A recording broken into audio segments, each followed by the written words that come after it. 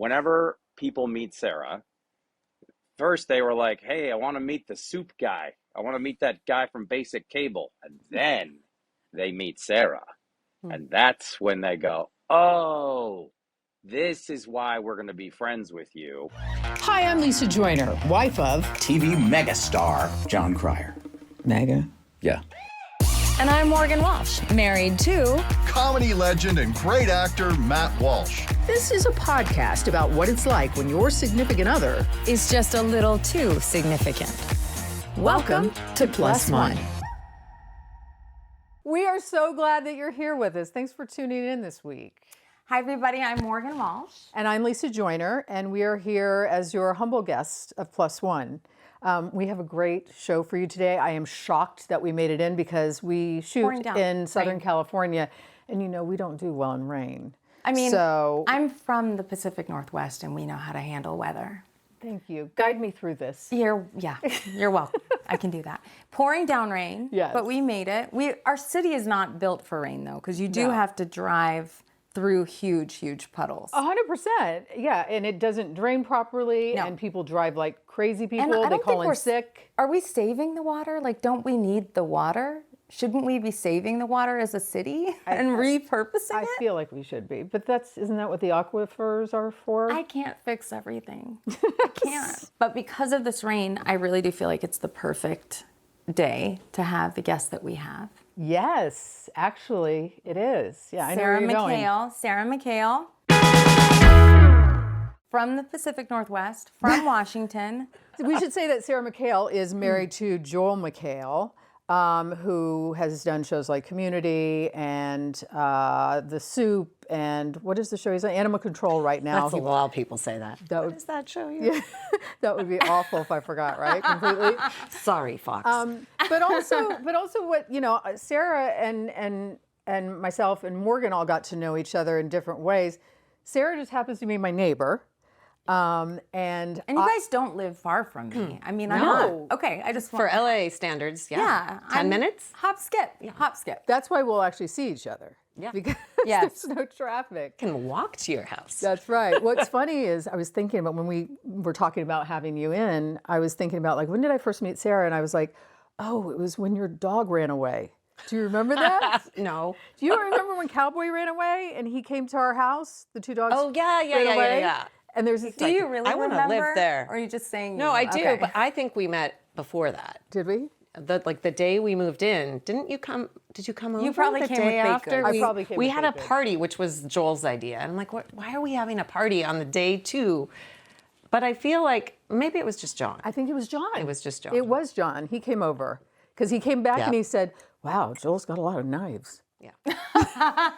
So It's so great to have you here and to be able to talk about you and who you are, because Joel is a big personality. You know, we've talked about how there are plus ones and then there are plus ones.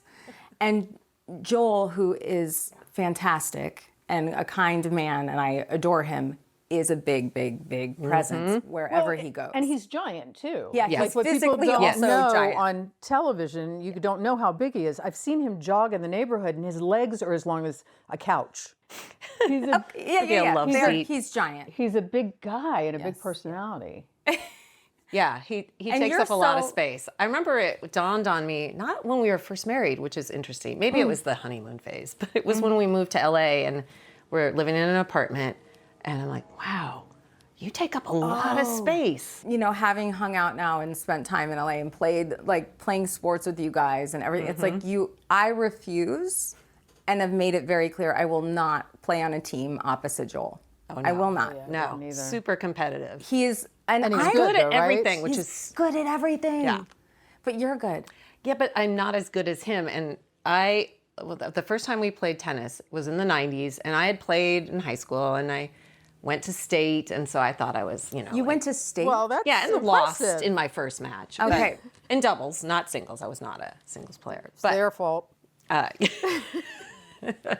These are humble I'm brags. your friend, not Thank hers. you, not yeah. Monica's. Yeah. You are very, very good. But I was terrible in that time. When I played, I'm like, why are you good at this? You don't even play tennis. He's like, Also- oh, I played when I was little. Like, Okay. He couldn't go easy on you, like you're No, dating. no. You're dating, Yeah, and we're he's dating. like, "Crush! Yeah. I will crush you." Okay, on that note, I just have to chime in because I see you with that, and I raised you one because my husband, years and years and years and years and years and years and years ago, was doing triathlons, which was very impressive. And he asked Joel to be. that's right. They were on the celebrity team, and which is kind of like you get a break. And he It's asked Joel still a to be triathlon. I just want to be clear. I know. I'm kind of dissing him. But John asked Joel to do it. Like, hey, can you step in and be our runner? Because there's like he was going to do the swim, then he was going to have Joel do the run, and then they had some sort of really good bicyclist or something. And Joel goes, yeah, I'll do it. And he goes out the night before to the night before party at the Emmys, Yep. has a few drinks, goes to bed late. We roll over there. He rolls over there, John, and to wake him up. He literally just To wake up Joel? He kind of. Where was I? I don't remember. Kind of gets him out of bed, pushes him into the car with the trainer. Joel's sleeping the entire way to the triathlon. John has been working. He's been working out. He's been training. For it now. He does the swim. John does the swim. Okay. I couldn't do it. And then somebody else does the bike. And then Joel comes in and runs and wins the whole thing. Yes. That Yeah. is exactly Yeah. that is exactly him. This is like when we were first married and he hadn't trained to run a marathon. This is in Seattle. And he's like, I'm just gonna do the marathon. What? Yeah. He was running a little bit and I didn't believe him. I didn't get up. I didn't go. By the time I woke up, he was done and he had come home. I'm like, how'd you do? He's like, yeah, like just over 3 hours or That something. is wild. Yeah. Yeah. It's annoying. So well, Yes. because you are, having spent time with you and played sports with you, you are very, very good. And yes, to have someone that's that dominant in so many areas is a lot. And that's why we do the show, because we want you to step into the light. Yeah. He cannot read a calendar, as we have discussed before. Yes. Can any of them? No. No. I think it's a man thing. Yeah. I want to know from your perspective what it is like, because you have spent basically 3 decades with this man. 20. We've been married 29 years. That is How old were you nuts. guys when you met? We were 10 and 12. Of course you were. Child We were- bride. Okay. 6 and 7. I'm 3 years older in school, so I am better at school than him. He was, but a year God. older in age. And so I was 25, almost 26, like 2 weeks from 26 when we got married. He was 24. Did Joel always have those aspirations to be in show business, to be an actor? He did, yeah. So when our first date, our first date was kind of funny because He put on a show or did a monologue? No. He got in a car accident. Oh. And I was living at home, and when he showed up late, and So he's okay. he's fine. The car, was fine. My mom's like, "Oh, you can't let him drive." Yeah. She's like, "You need to drive." So I drove on our first date. So went to Seattle, and remember during the dinner, he's like, "Well, I can't get married ever because I'm really focused on acting, and you can't do both." Yeah, he was like, really? Yeah. Mm-hmm. That's I'm like, okay. On your first date, he's saying, well, I I'm can't not get interested married. in a marriage. Yeah. But it does show how much he wanted to go out with you. To get in a car accident and then to still come Show up. Yeah. Yeah. But that's interesting. So you've known since the day one, basically, that this is the life that Yes. could be. Yes. And I want to know from your perspective, because everybody's perspective of being a +1 is slightly different. Like I'm in the industry that my husband is kind of in, but his career is always kind of taking the front Yeah. seat. So how would you describe that experience, your personal experience Yeah. as a +1? So, when we lived in Seattle till I was 30. So it was, 5-6 years. I was sort of supporting him because he went to graduate school after undergrad. He had just graduated. Question. Yeah. I'm raising my hand. Yes. Was his Morgan? graduate school degree also in World War II history? No, it was acting. Okay. So he graduated in 95. We got married in 96. 95 was undergrad, history, World War II. And then, but he knew he wanted to act. But from the get-go, I knew he was like a workaholic, because then he's like, well, I'm going to go to graduate school and I'm going to keep that job. So, which is what he did with Community and the Soup. You know, he always had like 2 or 3 jobs. And I think he's always been that way, even in high school. Like, he had multiple jobs. Was that attractive to you to see a person so driven? And also, did you see in him that this was likely going to go somewhere? You know, it's funny. I don't think I ever thought, he's gonna make it. But in a way, I think I knew, baked kind in. of, yeah. And it was like, you know, he had this small level of celebrity in Seattle, so it was this gradual. Like, I just was used to him being kind of known a little bit in a place, but I kind of just did my thing. You know, I was working in creative. You're an artist. I was working for a greeting card and stationery company. In Seattle for doing the art for it. What were you doing? Well, I first started like just kind of. It was my family friend's business, and so I was just doing whatever. And then I ended up being the creative director there before we moved here. Yeah. So what is it, you know, when he really hit it, you know, and all of a sudden it was like a different, you know, it was a different level of fame.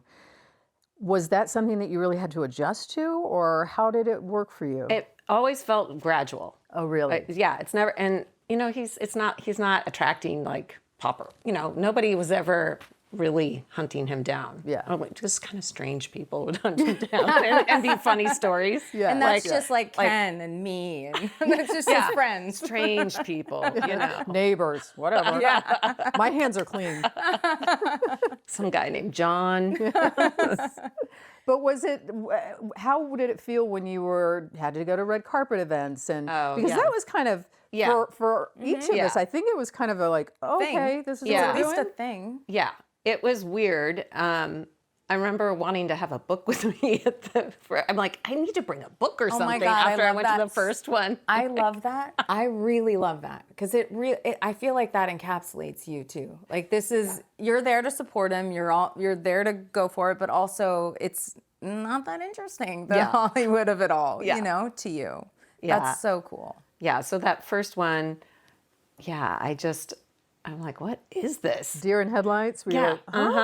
Yeah, I'm like, okay, you know what? I don't really, like, more and more, I'm like, I don't have to do that. You know, I think I thought I had to do it, and kind of part of me wanted to, I think, like, this seems fun. But you get a nice picture with your husband. And then it was like meeting people, like when I go to a party, I'm like, will you be there? Or, you know, like, knowing you have the other plus ones. Yes. This reminds me that I think maybe the first time I talked to Joel was at a party, and he said and I was with Matt, and he said, she's way out of my league, and I got so lucky. And that was like my introduction to you before I met you. He's very sweet in that way, yeah. Well, and that goes to a nice point. He comes across on camera as he's sarcastic, he's super funny. And biting. He can be biting. Yeah, but I was really surprised getting to know him. He's so dear. Yeah. And he's such a caring person. Like you have way too many shelter dogs, correct? Is it because of Joel? They're not technically shelters. They're like celebrity rescues and rescue from a life of acting and being in a... Oh, okay. And my best friend, so everything in my house except for me has been male. Did you know that? Yeah. No. Yeah. All of the dogs, our children, our bunnies, not by choice, just by chance. That's crazy. Yeah. Okay, so I want to talk about you as a whole person aside from Joel, the famous person. First of all, she always seems so together, you know, really smart. I said seems. And I just kind of want a little history, a little background on you. Yeah, so I grew up in Seattle, a suburb of Seattle, a lesser suburb, Joel would say, to what the one he grew up in. I grew up in Renton. He grew up on Mercer Island, so anybody from the Northwest. Jimi Hendrix is in Renton. He is buried where my dad and my mom are buried. Really? So, yes. They are all buried I've been then in the same cemetery. I've been to the cemetery where your parents are To buried. see My family? Yeah, I was there. And then somebody was like, by the way, Jimi Hendrix is here. And I was like, what? Yeah, Renton. Who knew? Yeah, it's pretty exciting. A big part of my life is that my dad died when I was 10 in a car accident. Oh, I'm so sorry. I really took a turn. Wait, that's so No, early. please. Tell me what Yeah, happened. so it was a car accident, close to home. He and he my by mom. himself? No, my mom was with him, and it was a rainy night, which most nights were. But he had some night blindness, and it was his fault. Like he pulled in front of. He was leaving.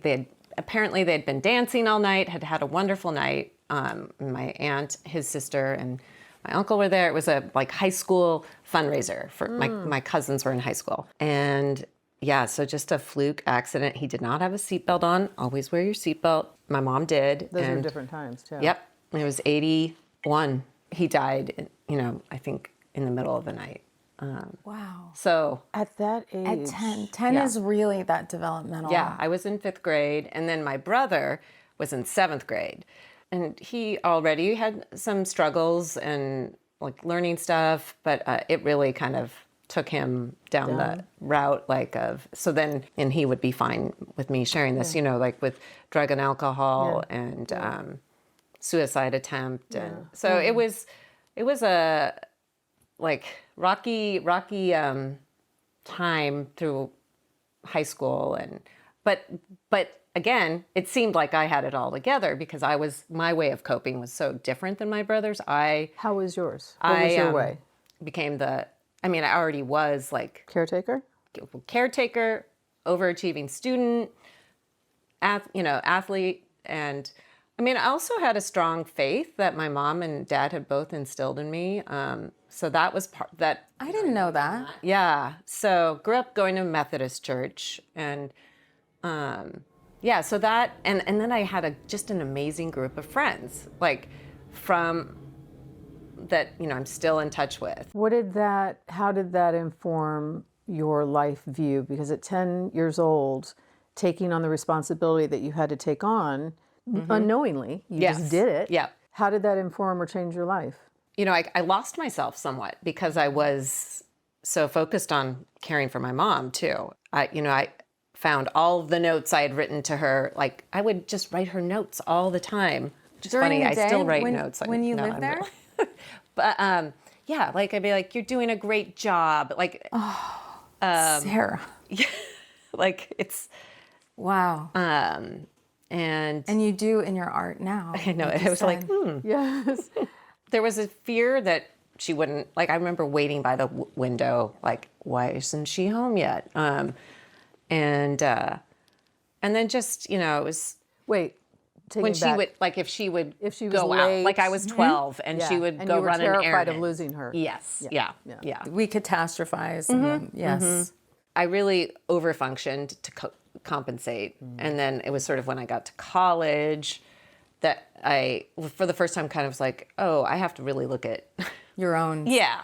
And I kind of, one day I just couldn't get out of bed.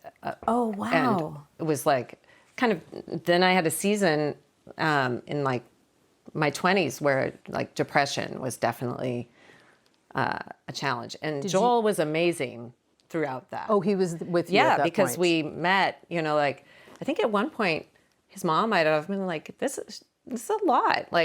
They loved me so much, but it was hard. I was finally facing the reality of all the loss. You probably hadn't been able to mourn properly because you had to take control. I did the same thing with my mother. When my mother died when I was younger, I felt like I had to take care of everybody else. Yep. So it sometimes takes you years to mourn that person. Totally. I'm so glad that you had somebody there and that you were able to find a way to cope and to do the work and get the help that you needed. Yes. Yeah. Yeah. There's something I find fascinating, and we've talked about this before, but because the accident did happen in your town. Yes, you told me something that I've done. It occurred to me that she spent her childhood then from 10 on living there and then driving past the scene of her father's accident. Our junior high, where my brother was going at the Yes. time, I wasn't there yet, but was literally the next turn down the street. And they Oh were my at a God. dance hall, right? Yeah, it was it was like the recreation area of or whatever they call that. And I think you had said there were and other then events. we would go dance there. Yes. Yes, the high school, like it was a junior high, like all the schools would go. Yes. And there's no escaping it. You know, you're but in a I small don't town and- remember thinking about it then. Really? I was just like, I'm having a great time. I'm dancing with my friends. It was Until me as your good friend decide to make you think about it. But it's like you're 7th and 8th grade, so you're in that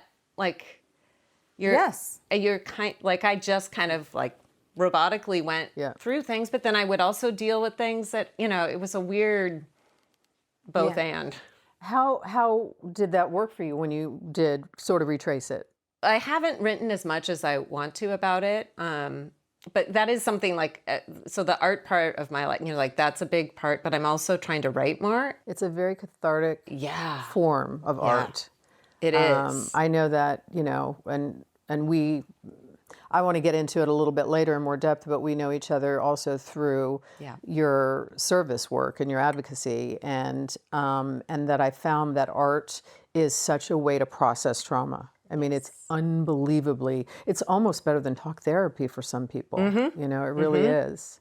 Yeah. And I think the way I use collage, so I think it's almost easier than like having to, it's messier, you can more fragmented, and it feels more cathartic for me anyway.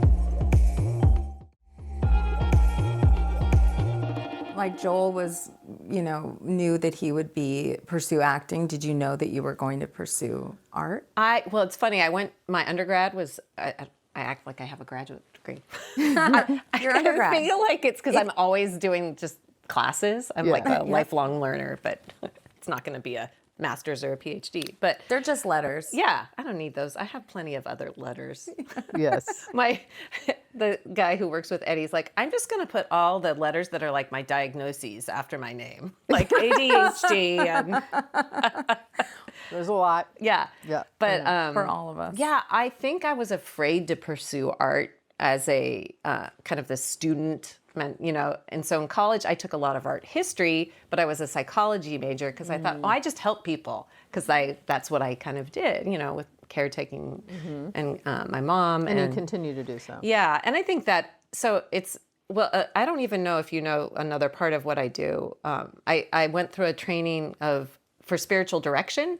So do you know about this? She just peed her pants. She's so excited. I am going to be outside.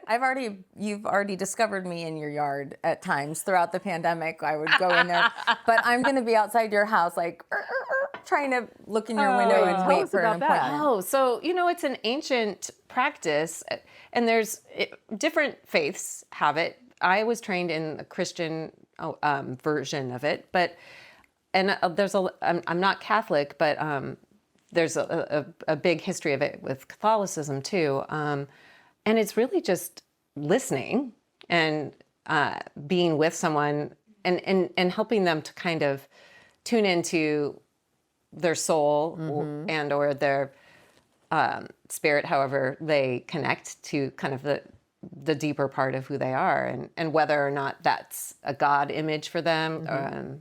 So it's, you're witnessing someone. Yeah, it's bearing witness to someone's life. And it's doing it in a non-effortful way. Like you're not trying to fix, you're trying to just be present with. And and so I love it. It's because it's it slows you down. It forces you to be in the moment. Yeah, and to really like notice. And yeah, so I had thought I would go down the psychology route, like going for the PhD and all that. However, it's very applicable in your life. Yeah. And I've been with the same therapist for like 20 some years, 21, since I was pregnant with Eddie, he'll be 21 in January. But she was like, we should say you have 2 children. Yes. 20, and then so Eddie's 20 and Isaac's 17. She was like, I don't know about like being a therapist. There's too much in your, like you have a lot going on. Yeah, you have a lot going on, like which we haven't talked about with Eddie and stuff. But both she and then my brother-in-law, Joel's brother, who's an Episcopal priest, was like, both in the, like, they're like, have you thought about spiritual direction? And so I did the training during the pandemic. So you did the training. What does it look like to offer that service to someone? Like, have you been able to incorporate it professionally? I Would you I have charge like us? a handful of clients. Do we get free sessions? Yes, you can try it on. And I also did a group training, which I love group spiritual direction because it's everybody is so gifted now, and so many people are. Just we do this like. And then you bear witness, and it's like reflecting back to people what you hear them saying, and then people are like, wow, I didn't even realize I said that. I love that as human beings, this is like very hippy-dippy, but I'm into it. as humans, we come with so much experience, so much lived life. Some would say past lives. Yeah, Yes. and our ancestry is, our all that's affected us. Yeah. all of those pieces of us that we're carrying with us that are coming out in our behavior and in our manner of dealing with people, but we're not necessarily verbalizing. So I just love this. Yeah, and so I've also started doing some retreats. We did one up on Vashon Island, which I'm sorry, is my email broken? Why have I not? I've had one retreat. Okay. And it was people that were part of the group that I did the training with. Okay. So you were not Next time, we're on the list. Next time. Okay. One of the things I just did with my group was like literally just a watercolor flow after after you're kind of reflecting on something you saw in nature that really felt expansive, and then you write about it. And This is a dream come true. See, I can do the writing part. Should we just do that now? Yeah. Yeah. I, as a +1, my husband was doing 12 seasons of a show in town. He was home every night. You do not have that experience. I mean, Joel goes away for a long period of time. He shoots things. You say he's always got several jobs. Yeah. And it's an interesting thing to be a +1 when you're constantly having to sort of re-enter the relationship. Yeah. Like, because tell me. And we're doing that right now, so it feels very like I'm a present to that Tell experience. me about that. And it's not just me; it's the whole family, right? Because we're a whole system. And our son Eddie, in particular, who's 20, is autistic and very sensitive to sensory, auditory, especially. And this morning, for instance, Joel, at 10 a.m., because Eddie has somebody who comes and works with him at home, and he always comes at 10, and then we had somebody else come in at 10, and then Joel had scheduled something at 10. So all of a sudden there was all this stuff happening right at 10, and Eddie's getting so good at verbalizing, like, this is way too overwhelming, but it's like Joel, he kind of misses it. I'm like, you have to remember, it's so much more difficult for me too. Like I realized like, I think in my 40s, like, oh, I think I'm an introvert, because seeing this extreme extrovert and going, it's too much. Yeah. It feels a little uncomfortable. Yeah. And that re-entry into your own personal relationship and the family relationship, it comes on all sides, like you said, for Eddie, for Isaac, for you and Joel together as a couple. And you're holding that. You're the one that's weaving that together. He goes away for periods of time to shoot stuff, correct? Yeah. So this has been like 2.5 months. I mean, he's come home for a long weekend, but it's like, he's only here for like 30 hours or, it is a long time. Yeah. And you get it, like, you get in your routine, and then it's like, it feels clunky, sort of like. Our analogy for it too is like we're on a moving train, and you've come home, and the train is not going to stop for you to get on. You have to leap onto the train, and figure out where we're going. And once you're there, we'll help, but you can't. Yeah. You got to catch up. Yeah. And I said I would slow down the train a little bit. I would slow it down. That's nice. Pump the brakes. Yeah, But I'll you can pump the run. brakes, and you can hop on. And it actually helped to be able to name it, what that experience is. I think we're getting better at that too. Like because he did have a show in town, but it was like, I think we talked about this before, his show, Community's hours were insane. So we really didn't see him that much, Even though he it was was in down the LA. street. And then he was also doing the soup then. So he would go back and forth and yeah. And then he would shoot a movie on the weekends or He's so driven, and he's just he's like that the most fierce- successful man in Hollywood. well, I don't know about that. The most anxious man in Hollywood. Speaking of Joel, I want to hear what he has to say about you and all this nonsense that we've been saying. Hi, Joel. Hi, How are you? Is this the intro? Oh, Yes. great. Oh my gosh. welcome. Hi, guys. Hi. Thanks for having me. I want to know, because we always hear you introduced by some host. We know Joel McHale from Community and the Soup, da da da da. How would you introduce Sarah? I was going to say, you forgot Animal Control and the 1% Club and House of Villains. His 25 other jobs. But thank you for that. But the others are great. Thank you. I'm here to introduce the greatest person I know on this planet. I met her, introduced through a friend, and she was like, wow, that guy has really bad posture. And that was the big impression I made. Then, years later, her brother, her wonderful brother Richard, introduced us at a movie that I was in, and her mom was an extra.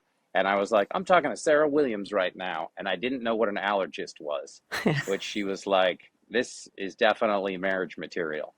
And so I asked our friend, could I have her number? And she said, no, probably not. And then Sarah was like, oh, all right, yeah, that's fine. And our friend was truly surprised. Then off to the races I went, and using all the powers I had to try and get this person to like me, and not just like friend like me, but like me, because I was like, this is the best one. If I can land this one, this will be a real feat. I've really pulled off something, because she's beautiful, she's intelligent, and she's empathetic to a point of it's almost mysterious. And then she's funny. And I think, and when we drove by a herd of llama, she said, stop. And she rolled down the window and said, llama, llama, llama, llama, llama, llama, llama. You know, so that many always gets times. him. Fast forward, her mom can't believe we're getting married. And then, of course, I said to her family, good news, I'm taking your daughter and niece to Los Angeles. And Sarah agreed for some reason, and so she let me give this thing a go, as she held down the fort and got our apartment, did all the things while I was running around painting my face and dancing and pretending to be a sperm whale at one point. Anyway, fast forward. Yeah, that's a whole other thing. Whenever people meet Sarah, first they were like, hey, I want to meet the soup guy. I want to meet that guy from Basic Cable. And then they meet Sarah. And that's when they go, oh, this is why we're going to be friends with you. Because Sarah is, she actually listens to people. And she's so considerate and beautiful and kind that people fall in love with her. Yeah. So when the party happens, the party becomes about Sarah, even though she's an introvert and wants to leave half hour after she gets there.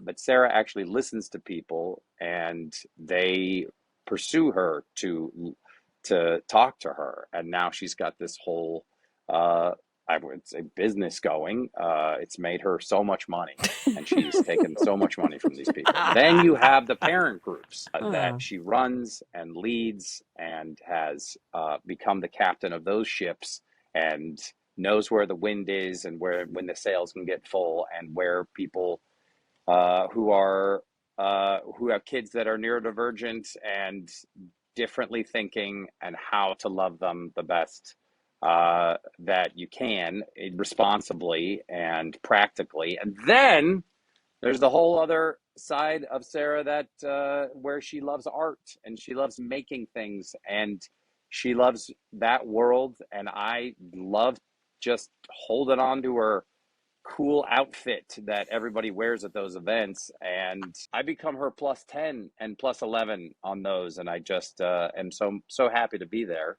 My entire goal in life is to try and get her to like me, and How's it going with your entire goal in life? oof. Oh, this week? He thinks it's worse than it is. I like you. You never know. You never know. I know you like me, but I know that, but I am a lot.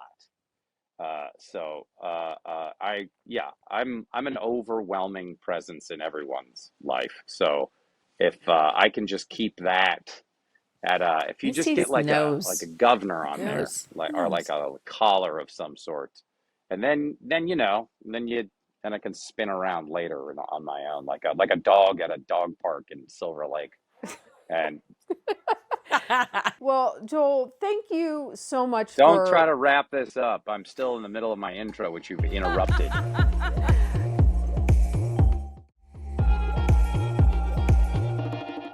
He's pretty damn funny, and he's kind of obsessed with you. Yeah, it's sweet. Sometimes it's a little much. Let's be honest. Well, I got choked up when he talked about you. I did too. Yeah, it's very sincere, you can tell. Yeah. And that you guys have been married that long is kind of remarkable. Yeah. I mean, especially in showbiz, you hear these stories about, how it's, well, like you said, I'm going to be doing this acting thing in marriage. I don't know if that works together, but it apparently does. However you guys have made it work, you've made it work. He touched a bit on your service, philanthropy, that kind of stuff. And that's really how I got to know you better, because I was struggling with, as a lot of people are struggling with my child being diagnosed neurodivergent. And I don't remember how it happened, but we started talking and she was leading. Do I get credit? You might. I don't remember. I think Morgan. I think you and I were on a walk, or I'm inserting myself into your lives. No, I think you're right. I think you and I were on a walk, and you and I talked about this area, which we had never, in all the areas you'd explored, that one hadn't quite been explored yet. And then I think I checked in to find out if it was okay to say. Yeah. I think she's. Well, however it happened, I feel blessed to have come across it, because you're welcome. Well, you know how much I love you already. It's getting gross.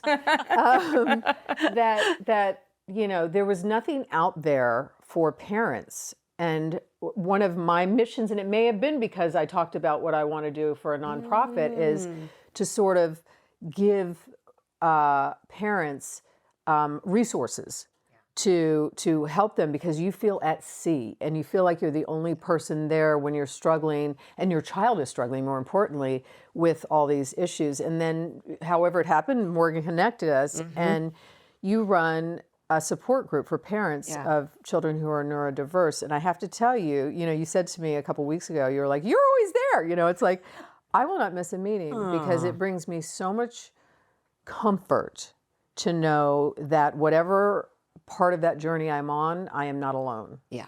And so, first of all, thank you. Yeah.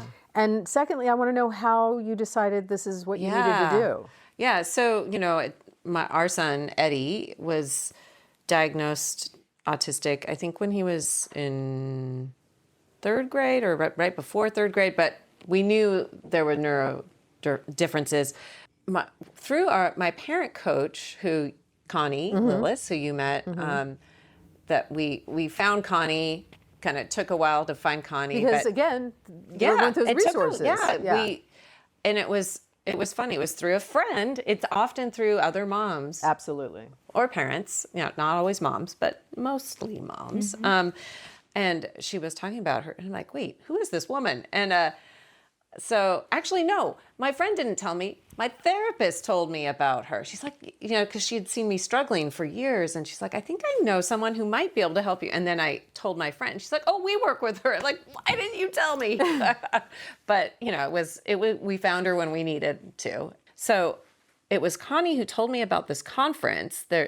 It's called Profectum. It's I think an educational kind of nonprofit, and they put on a conference for parents and educators and people who are practitioners of, like, say, OT or speech therapy, and in this world of, helping support families and kids with neurodifferences. And I'm giving you this backstory because that turned out to be Debbie Reber, who has this podcast called, I'm advertising another podcast on your podcast. That's okay. It's Tilt Parenting. I think they just call it Tilt now. But she has created this Tilt, support groups, parent support groups that she kind of had she's so organized, this is how you do it, like a format. Startup.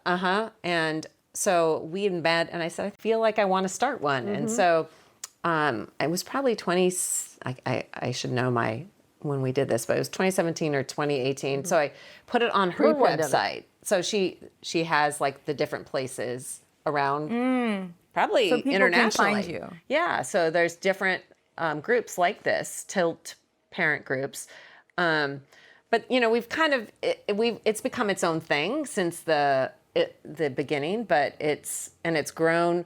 Like Connie, the parent coach, is like, I have more families that need support, and I feel like the most support comes from being with other people who are in it, 100%, or a little further in it, and then it's so nice. We have this email where people can just go, this is happening. Anybody have ideas? I need this.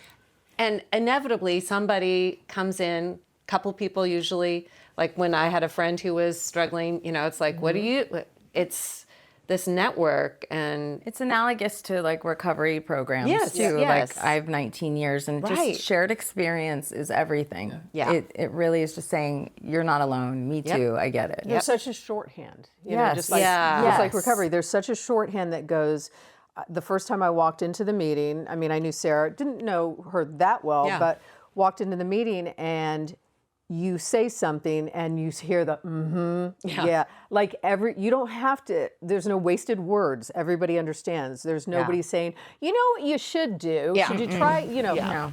they've been there. And it's Yeah. every time I go, and it's gotten to the point where my husband wants to be there. Love that. Yeah. He A lot of says, men come. Yeah, he says, I don't want to Dad. miss this because you give so much. It's very warm, supportive. Yeah, there's always environment. There's always food. and it's once every 2 months. So Yeah. it's, because people, it's a lot to try to get yourself together and out. But it's a wonderful thing, and it's a great resource to have, and I'm really grateful that there are people that that do it, and that you do it. So thank you. You're welcome. I'm so glad that we've connected. You instantly go deep with someone. 100%, It's like Morgan and I did. Yes. Yes. Yes. Yeah. That was our relationship right away. It was a phone call, and I said, can we just get into it? I think is actually how I said hello. And I said yes. You have been so kind to give us so much of your time. We like to go out on a couple questions, and the first one being, fun. How would you like to be known? Oh, You know, we know Joel, but how as would Joel's wife. I love that. answer yet? Me too. Can I say as Joel's wife? Please, then that means you're my other wife. yes. Somebody to help. Yeah. How do I want to be known? I don't know why it's just like it's someone who listens. I don't know. That seems funny, but this is kind of a long answer to that question. But my Isaac was, he invited me out to lunch. He's like, let's go to lunch.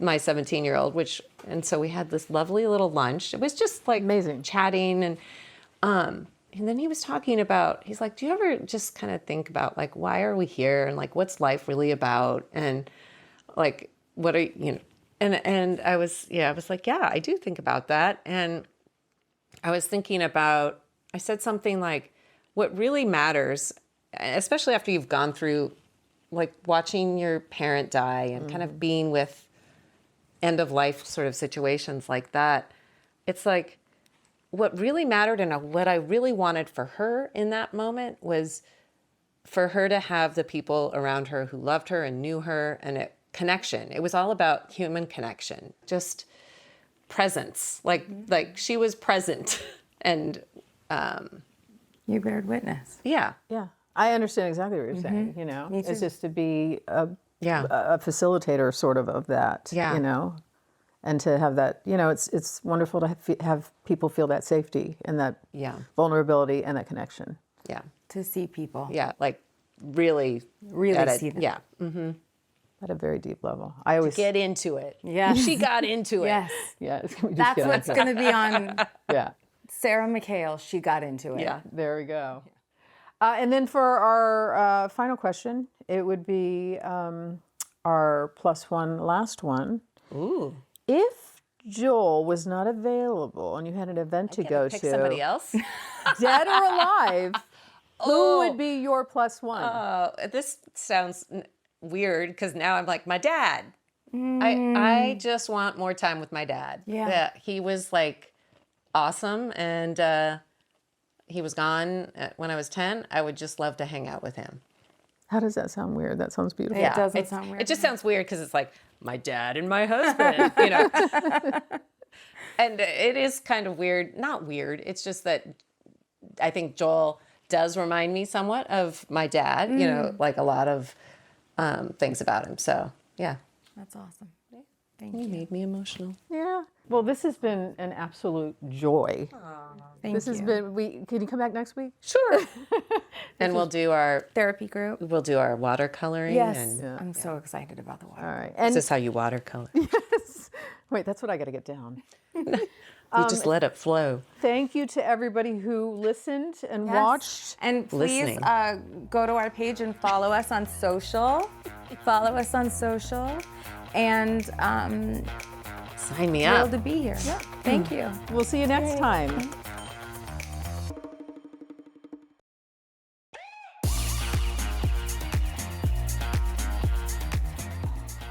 Boxing above my weight. Sure. Right? Is that it? Punching above my weight. Ding, ding, ding, ding.